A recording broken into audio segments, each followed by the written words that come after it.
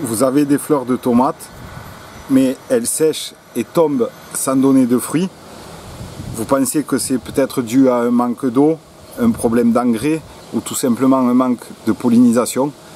Eh bien, bien souvent, c'est les fortes chaleurs qui seront en cause.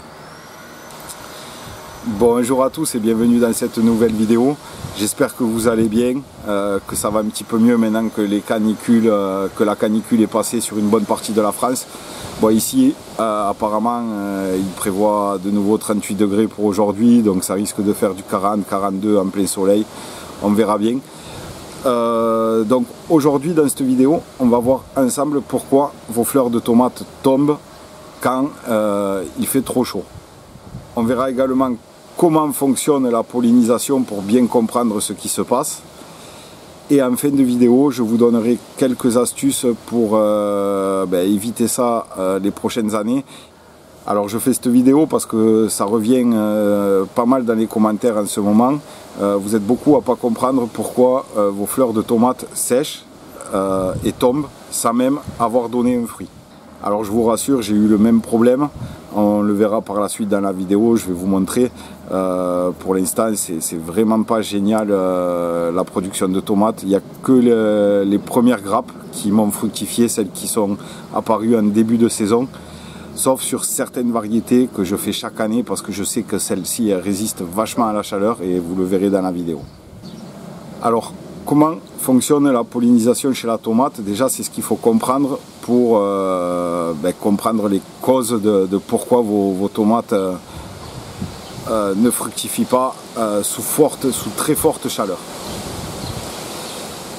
La tomate, il faut savoir que c'est une plante qui est auto-fertile. Elle va porter à la fois les organes mâles, c'est-à-dire les étamines, et les organes femelles, le pistil, sur la même fleur. Pour être pollinisée, elle ne va pas forcément avoir besoin d'abeilles, puisque de manière générale, les abeilles ne sont pas friandes des fleurs de tomates, quand à côté elles peuvent trouver des fleurs de courgettes, des fleurs de courges, voilà, des fleurs avec un pollen qui les intéresse plus que celui des tomates. Donc pour les fleurs de tomates, un petit coup de pouce, ça peut être utile. La pollinisation, elle va d'une part se faire par le vent. Si vous avez du vent, quand vos bouquets de fleurs sortent, vous avez de fortes chances que vos tomates soient pollinisées, hormis en cas de grosse chaleur, on va le voir par la suite. La deuxième façon dont vos tomates sont pollinisées, c'est ce que je viens de vous dire, c'est les bourdons et les abeilles, mais par le fait qu'elles viennent se poser sur les grappes, tout simplement, et qu'elles font vibrer vos fleurs, donc le pollen tombe. Et la troisième solution, et moi ça j'aime bien le faire, même si c'est pas vraiment nécessaire, quand je fais mon petit tour du potager le matin, que je viens voir si j'ai des fleurs de courge mâles, femelles, etc. Je viens vérifier que tout va bien, mes gouttes à gouttes, etc.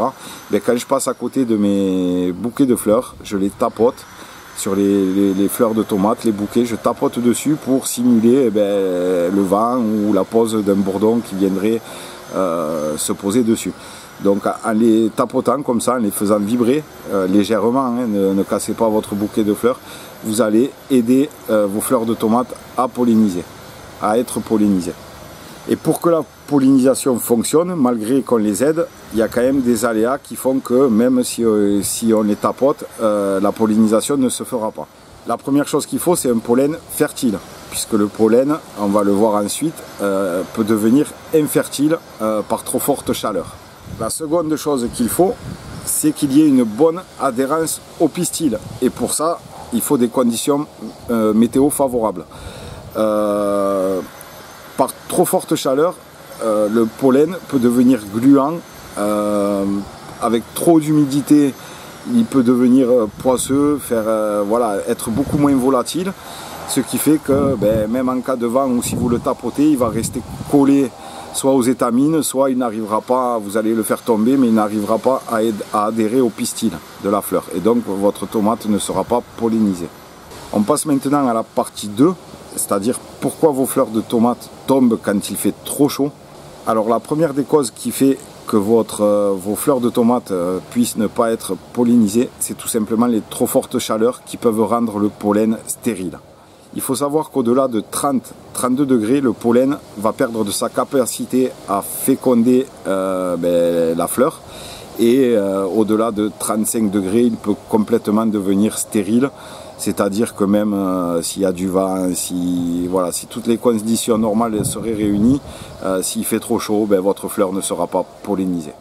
Les tomates, de manière générale, ce sont des plantes tropicales et la plage de température idéale pour les cultiver, elle va être entre 24 et 28 degrés.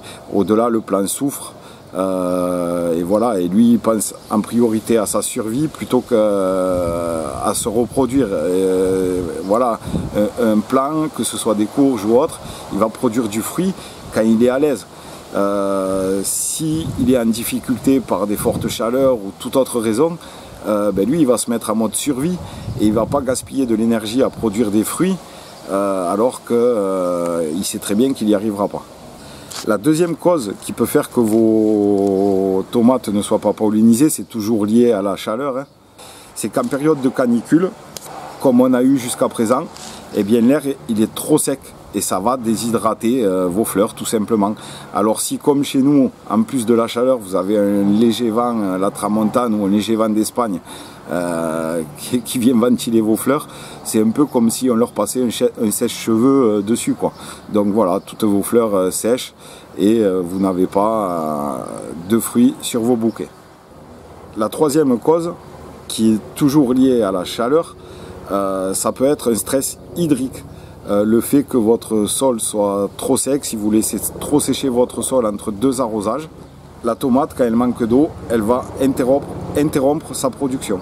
Elle laisse tout simplement tomber ses fleurs pour survivre. C'est ce que je vous disais tout à l'heure. Elle comprend qu'elle est en difficulté. Elle ne va pas vouloir produire des fruits qui vont la mettre encore plus en difficulté alors qu'elle sait très bien qu'elle n'aura pas l'énergie pour les produire. Ça peut être une des causes, mais c'est toujours lié à ces fortes chaleurs.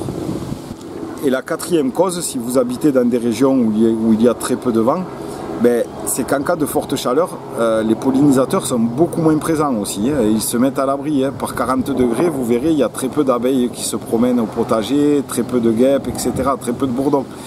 Donc, si vous n'avez pas le vent qui peut faire cette action de faire tomber le pollen ou les bourdons, si vous ne le faites pas manuellement, ça peut être aussi une cause que vos fleurs ne soient pas pollinisées. Allez, on passe dans la troisième partie de la vidéo dans laquelle on va voir 5 ou 6 astuces pour essayer d'éviter au maximum ce problème lié à la chaleur. Le numéro 1, bien sûr, ça c'est évident, ça va être de mettre un bon paillage, 7 à 8 cm d'épaisseur. Ça évite que le sol s'assèche trop vite et donc moins de stress hydrique pour les plantes. Le deuxième, ça va être l'arrosage, bien sûr. On va essayer d'arroser en profondeur, de préférence le matin. Après, si vous ne pouvez pas, faites-le le soir, mais vraiment quand le soleil se couche. La troisième option, et c'est ce que je vais mettre en place l'année prochaine parce que j'y arrive pas, là ça va être catastrophique la récolte cette année, c'est d'installer une toile d'ombrage où vous faites des ombrages avec des roseaux, enfin voilà, vous faites un ombrage qui filtre à 50% à peu près le soleil. La quatrième solution, c'est ce que je vous disais, c'est de vous-même reproduire l'effet du vent ou l'effet des bourdons qui viendraient se poser sur les fleurs, c'est-à-dire de tapoter. Vous passez dans votre potager, vous tapotez vos bouquets de fleurs et vous maximiserez vos chances que vos fleurs de tomates soient pollinisées. La cinquième solution, c'est également de faire attention aux engrais. Ça, je vois beaucoup de gens dans les commentaires qui font assez cette erreur, qui mettent des engrais un peu trop azotés alors que le plant est déjà grand et que lui, il est en période de floraison et de fructification. Donc, pendant cette période, l'azote, c'est excellent en phase de végétation, pour faire le vert en fait, faire grandir la plante. Pour que la plante fleurisse et développe des fruits, fructifie, c'est plus des engrais à base de potassium et de phosphore qu'on va venir rechercher. L'azote, elle en aura beaucoup moins besoin pendant cette phase-là. Donc, un excès d'engrais azotés, ça va favoriser le développement du feuillage, du vert, au détriment de la floraison et de la fructification. Et la sixième solution, eh bien, c'est de tester, chercher des variétés qui sont dites résistantes à la chaleur, peut-être chez des hybrides. Enfin, voilà, je sais que moi j'ai deux variétés que je peux vous recommander, vous allez les voir à l'image. C'est les deux seules variétés qui m'ont fructifié sur tous les bouquets de fleurs, alors que pour toutes les autres variétés, j'ai eu une fructification sur le premier bouquet de fleurs que j'avais en début de saison. Le deuxième et troisième bouquet, ils n'ont pas fructifié quasiment sur aucune variété, hormis les tomates cerises Black Cherry. Celles-là, je vous les recommande si vous habitez sur le pourtour méditerranéen, là où il fait très chaud. Vous voyez à l'image, elles ont toutes fructifié. J'en ai même plus que d'habitude, je trouve. Enfin, voilà. Et toujours dans les tomates de petit calibre, c'est la tomate prune noire, qui est une tomate un peu plus grosse que les tomates cerises. Je crois que c'est tomate cocktail. Voilà, elles sont très bonnes, en plus elles sont très goûteuses, et ça, jamais chaque année, c'est une valeur sûre dans mon potager, que ce soit par temps de chaleur, voilà, résistante aux maladies. Enfin, j'ai toujours été content de ces deux variétés. Alors c'est vrai que jusqu'à il y a 2-3 ans, j'étais pas trop fan des graines hybrides, mais voilà, il se fait vraiment des variétés sympathiques maintenant. Le seul hic, c'est que vous ne pouvez pas les reproduire, c'est-à-dire récupérer vos graines pour les ressemer d'année en année. Mais vraiment, il y a des choses qui sont très très intéressantes, que ce soit pour la résistance à la sécheresse, aux maladies, voilà. Enfin, et puis il y en a de très très bonnes qualités gustatives. Donc je vais commencer à m'y pencher dessus, et notamment sur quelques variétés que j'ai découvert ça aussi il y a 1 ou 2 ans. J'ai pas eu l'occasion d'en mettre encore, mais je vais vous faire une vidéo là-dessus. C'est ce qu'on appelle les variétés parthénocarpiques, qu'on retrouve chez les concombres et les courgettes pour l'instant. Il y a des variétés de melons en développement, et là ce sont des variétés qui n'ont même pas besoin d'être pollinisées.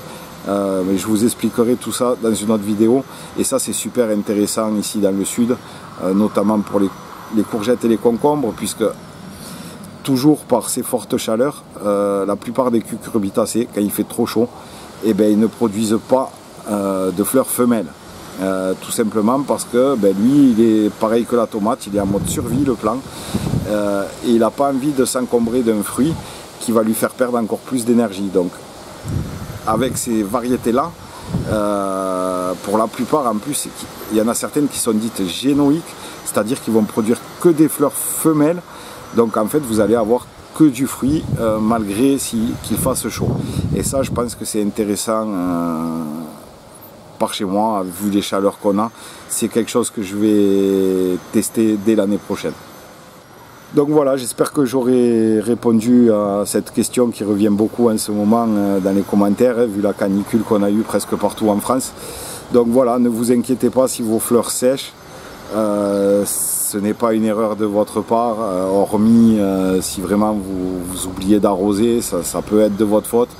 Un excès d'engrais azoté au détriment du phosphore et du potassium peut-être aussi, mais dans la plupart des cas, sachez que voilà, au-dessus de 32 degrés, le pollen de vos fleurs va commencer à devenir moins fertile, voire totalement stérile, peut-être dépasser les 34-35 degrés. Ça va dépendre des variétés, c'est pour ça que je vous dis, je commence de plus en plus à regarder des variétés hybrides pour la saison prochaine, à me choisir des variétés hybrides. De toute façon, je ne récupère plus trop les graines, j'ai pas le temps. Donc pourquoi pas passer sur garder quelques variétés anciennes, bien sûr, que j'affectionne, mais peut-être passer sur des variétés hybrides. Et d'ailleurs ça me permettra de goûter de nouvelles saveurs, hein, puisque chaque année je refais plus ou moins tout le temps les mêmes choses. Donc voilà, pour l'année prochaine je vais tenter du nouveau. Bon ben voilà, j'espère que cette vidéo vous aura plu. Si c'est le cas, comme à chaque fois, n'oubliez pas de vous abonner, de mettre un petit pouce bleu, d'activer la cloche de notification, comme ça vous serez tenu informé des prochaines publications. Et sur ce, je vous dis à très vite et bon jardinage à tous. A plus.